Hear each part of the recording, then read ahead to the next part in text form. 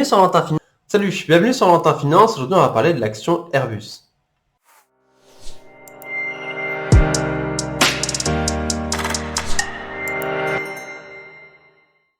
Alors, l'action Airbus est une action qui a souvent été mise en avant par rapport à toutes les autres actions. C'est-à-dire que c'est une action qui a eu un beau parcours, qui était souvent prisée, et beaucoup d'investisseurs étaient dessus et étaient même confiants sur la valeur. J'ai même moi-même eu des membres de ma famille qui étaient positionnés dessus et j'ai réussi à les faire sortir un petit peu avant le crack du Covid. Ça, c'était pour des raisons du bilan financier. J'ai pas du tout anticipé le crack du Covid, je suis pas bien un enchanteur.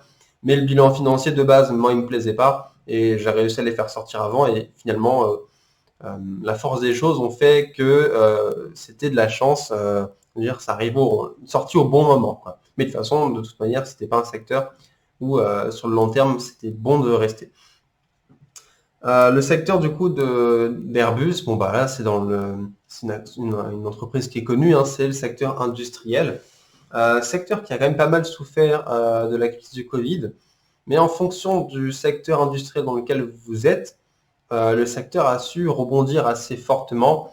Et par exemple, vous prenez le secteur industriel automobile qui a beaucoup souffert de la crise du Covid, mais qui a su rebondir assez aisément par différentes stratégies et même s'adapter aux enjeux post-Covid, c'est-à-dire les voitures électriques, etc., etc. Aussi grâce aux subventions de l'État, faut pas le nier.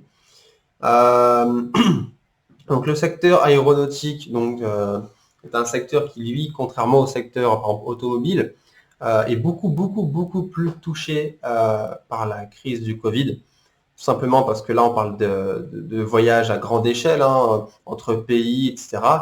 Et durant l'épidémie du Covid, c'est le monde qui doit être à l'arrêt, donc on va limiter les échanges, etc. Donc, les aéroports sont pour la plupart à l'arrêt. Alors, ça ne veut pas dire que Airbus est impacté directement par ça, puisque non plus, c'est pas une compagnie aérienne. Mais c'est-à-dire que si vos clients sont à l'arrêt, vous-même, vous allez potentiellement être à l'arrêt, aussi bon que vous soyez. Alors, les autres domaines d'Airbus, c'est la défense, donc ça peut être des avions de guerre ou autres, et la partie spatiale. Mais ça, c'est la partie minoritaire d'Airbus. Alors les avantages d'Airbus, moi j'en ai trouvé quelques-uns. Je suis pas hyper fan de la valeur comme vous l'avez remarqué. C'est quand même le numéro 1 européen du secteur aéronautique. Donc voilà, ça c'est quelque chose qu'on ne peut pas leur retirer. Et secteur numéro 2 mondial de l'industrie aéronautique. Quelque chose qui était intéressant sur la valeur ces dernières années, c'était son parcours boursier haussier. Donc ça, c'était quelque chose qui était intéressant pour les investisseurs qui investissaient dans la croissance. Donc c'était quand même une valeur de croissance. Après, je dis pas que le bilan correspondait typiquement à une valeur de croissance, mais en tout cas, les prix reflétaient vraiment ce type d'action. Ensuite, un autre point positif tout de même, c'était quand même la politique de dividendes qui était distributive et croissante depuis les années 2000. Alors là, on arrive aux inconvénients d'Airbus. Donc, ce sont des inconvénients qui sont actuels, c'est-à-dire par rapport à la crise du Covid. Tout d'abord, vous avez les 3/4 des revenus qui viennent de l'aviation commerciale, donc la vente d'avions commerciaux, c'est-à-dire les avions de ligne que vous pouvez emprunter, par exemple, pour partir en vacances à l'étranger. Donc ça, c'est vraiment un secteur qui est mis à mal avec le Covid. Et quand c'est 70%, voire plus, 70 à 80% de vos revenus qui dépendent de ça, bien ça fait extrêmement mal. Ensuite, faut savoir que Airbus était quand même dans l'industrie de l'aéronautique qui battait de l'aile un petit peu même, c'est le cas de le dire, avant l'épidémie. Donc c'est-à-dire que même avant l'épidémie, c'est ce que je vous disais en début de vidéo, le bilan financier se dégradait. Moi, j'avais quelques signaux d'alerte qui ne me plaisaient pas.